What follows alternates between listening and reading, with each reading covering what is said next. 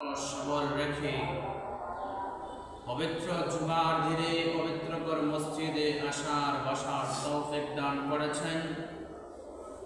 তারই পাশাপাশি কোরআন হাদিসের আলোকে কিছু কথা বলার এবং শোনার যে তৌফিক দান করেছেন, সেই জন্যে মহান রব্বুল আলামিনের দরবারে অন্তরের অন্তঃস্থল থেকে কালিমাতুশ শুকর আদায় করি আলহামদুলিল্লাহ।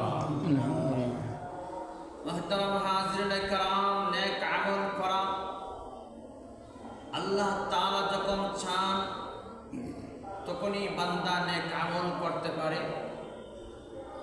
কোনো মানুষ নিজের গায়ের শক্তিতে নিজের ইচ্ছায় কোনো নেক আমল করতে পারে না।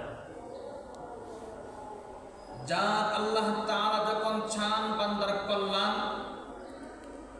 আল্লাহ যখন কোনো বান্দার কল্যাণ চান তখনই সেই বান্দা আল্লাহর গোলামি করতে পারে। আল্লাহ যখন কোনো বান্দার কল্যাণ চান তখনই সেই বান্দা মসজিদে আসতে পারে। আল্লাহ যখন কোনো বান্দার কল্যাণ চান সেই ব্যক্তি নামাজ পড়তে পারে।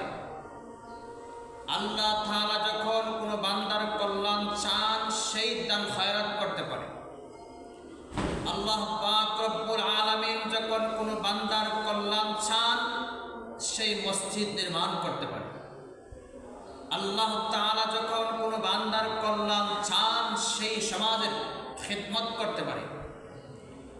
আল্লাহ তাআলা যখন কোনো মানুষের কল্যাণ চান সেই মানুষের বিপদ আপদের সময় সাহায্য সহযোগিতা করতে পারে।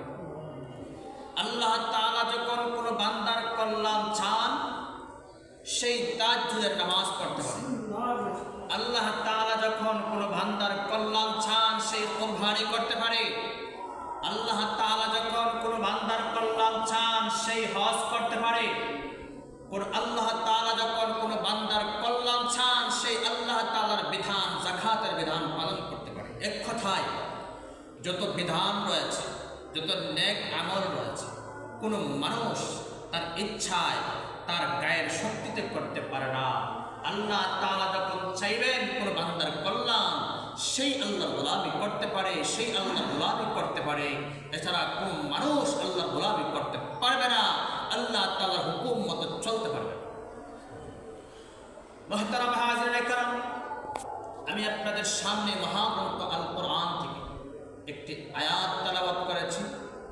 বিশ্বনবী মুহাম্মদুর রাসূলুল্লাহ সাল্লাল্লাহু আলাইহি ওয়াসাল্লামের অসংখ্য অগণিত হাদিসের ভান্ডার থেকে একটি হাদিস পাঠ করেছি। আল্লাহ জাল্লা শানুহু, আল্লাহ পাক রব্বুল আলামিন যদি আমাকে তৌফিক দান করেন তাহলে আয়াত এবং হাদিসকে সামনে রেখে সংক্ষিপ্তভাবে কয়েকটি কথা বলার চেষ্টা করব। মা তৌফিক ইল্লা বিল্লাহ।